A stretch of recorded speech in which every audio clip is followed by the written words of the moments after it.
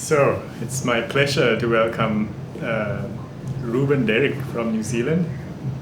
He's here for a period of about 3 weeks, and Reuben is we go back a long time. I've known Reuben since high school, really. And Reuben has been visiting Sri Lanka.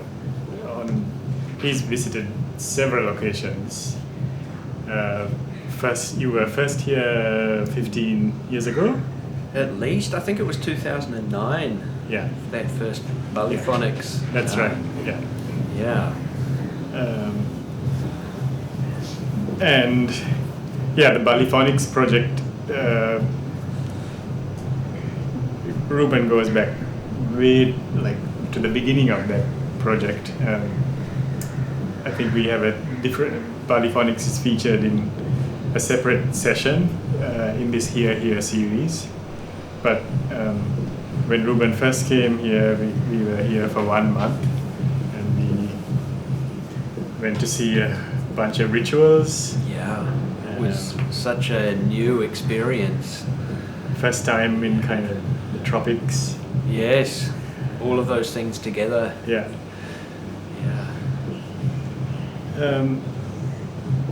I guess that project has taken like its own course. You've been back to Sri Lanka specifically to do things with that, and to be this time round, I sort of considered it as a unofficial residency. It's so great to have you back here,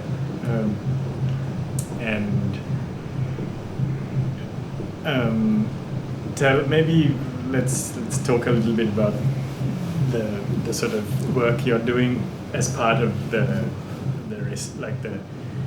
Creative New Zealand fellowship you received recently. Yes, well, I seem to have over the years, and at least 5 or maybe I've lost count how many times I've visited now, but I've really enjoyed the opportunity to work with some of the students here at Musicmatters, going back to, I think, during the pandemic, when we started doing some lessons online.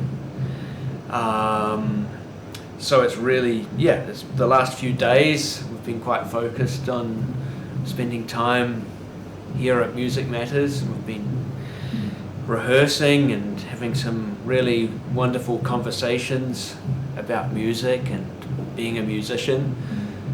I've really enjoyed playing with some of the people who I've known for a long time, and a bunch of new people as well. And so Sumudi has organised some concerts at different locations in Colombo and also further away, and we're having a part of that as a bit of a Baliphonics reunion, and we're playing a couple of jazz concerts and also some adventurous or experimental music performances. So I think, as well as one of the other things we're doing here is some recording, some in the studio, but also environmental recording, which is a major part of my practice. So it's really special to be able to come here and really explore all of the things I do as a musician. Every single thing, really. So really, really grateful to be able to take the time and just come here and work.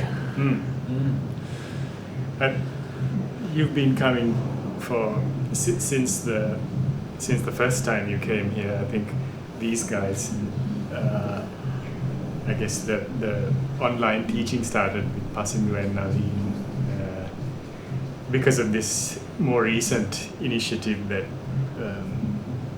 we've got going with the jazz and improv program. how is it to see a whole bunch of younger, like some fresh, well, it's faces? It's great, and I think it's a real testament to your efforts over the past decade and a half, really, cultivating the scene and creating spaces and a community and audiences who are able to come together and, you know, quite independently sometimes. I've, you know, heard some of the bands and individuals who are doing really creative work. So yeah, it's and especially younger people coming through into the scene as well, and being able to really cultivate their practice here amongst such a community is fantastic. And also nice to see you guys taking the initiative to do stuff like this. Like, I think it's make stuff really happen great. as you know, as being part of the community, not just as artists, but just organising gigs and probably reaching out to the community and helping to promote things. It's really fantastic. I think what we've realized is that, I mean, to widen the interest and get the community engaged in terms of artists as well as audience, like what we put into it is what we'll get out, right? So that's where we find the energy to do all this stuff. So we are planning on doing a couple of concerts at the Sound Room. One, I think both of them will emerge of the plays and conversations and the work we do during the 2 weeks with the guys of the collective. There might be, we could expect some solo sets from you, solo sets from people, smaller groups, duos, trios, and maybe one large ensemble.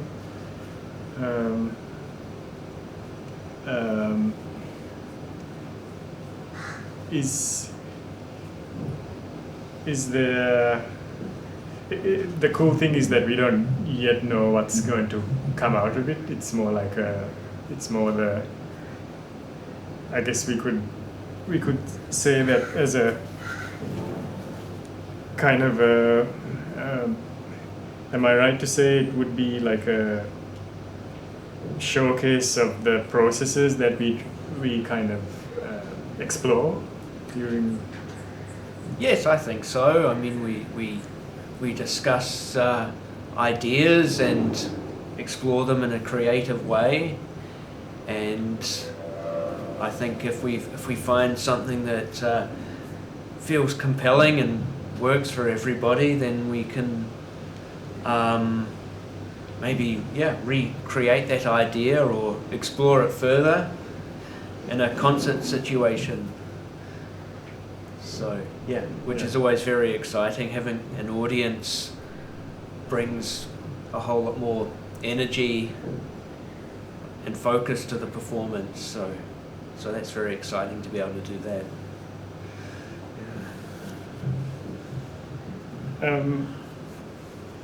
I mean, it's so great to have you work in so many different areas. Like even when we were rehearsing over the last couple of days to play jazz standards, I guess the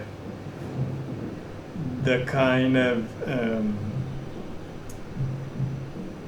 I feel like we've approached the standards in a very different way. We were having this conversation last night on the way home, just to kind of the simplicity in which you bring to improvisation, just sort of exploring.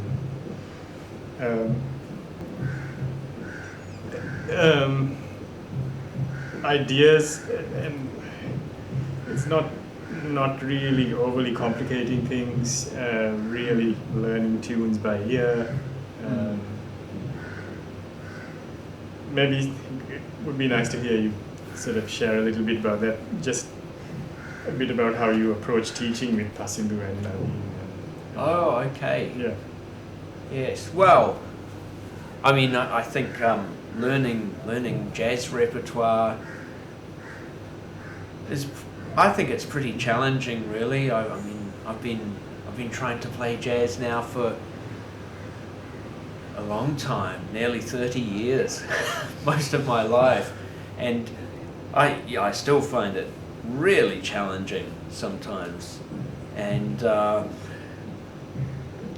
I think there are many different ways to approach it, but I think, yeah, some of the really important things are not to lose sight of why you're doing it.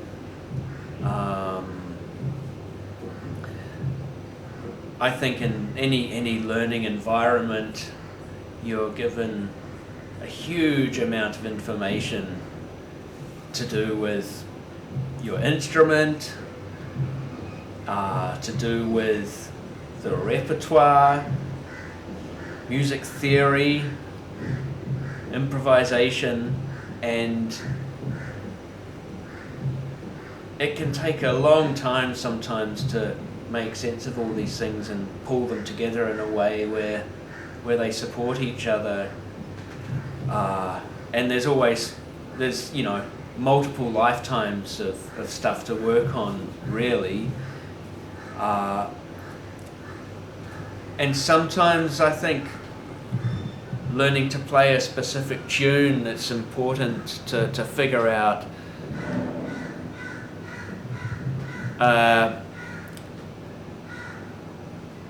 a realistic approach to that. And that, I think, usually means looking for simplicity as much as possible. Identifying what's going to allow you to play, and really trying to streamline that as much as possible, and really focusing on those very specific things to the point where they become very internalized into your hands, into your ears, and you can put them all together in such a way that hopefully you can be in quite a free space when you're playing, a playful space, because I think if you're trying to remember stuff and you're struggling a lot, it's very difficult to find the music and the energy that's important. So, yeah, what should the music be doing to you as an artist and to whoever's listening? I think it needs to be a pretty straightforward transference of energy, really. Otherwise, it's it's just not really working. If that's not happening, that's really crucial.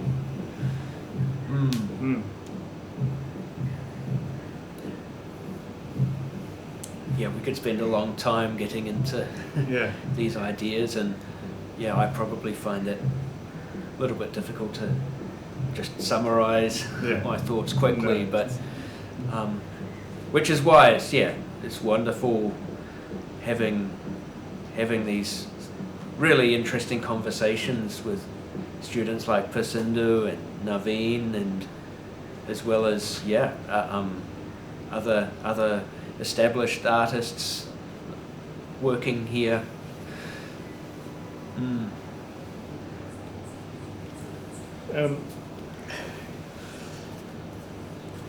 How does it feel to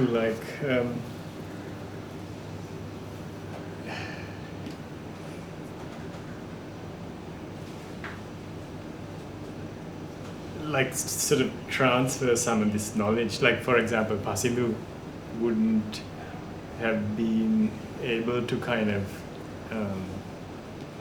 I think I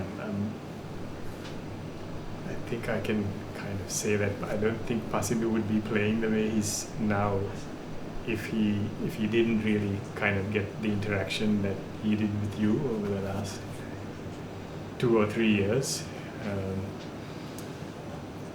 And it's just so, when you think of it, it's like you're on the other side of the globe, and I don't really know what I'm trying to say, but it's I just find it really amazing how that knowledge transfer can happen so effectively. And well, I think that goes both ways, really. I find just talking to anybody who's really passionate about it and has a lot of really interesting questions and ideas of their own. I find that very inspiring as well. It certainly affects the way I think about what I'm doing, and brings certain parts of my own practice which I need to pay more attention to into focus, which perhaps otherwise might pass me by a bit. So it's wonderful in that way, for sure. And it is very challenging not being in person, and I think working in that way online or with a video stream is challenging anyway, but sometimes when the connection is poor or something, it's even more so. But sharing recordings or things with each other has been a really great part of that as well.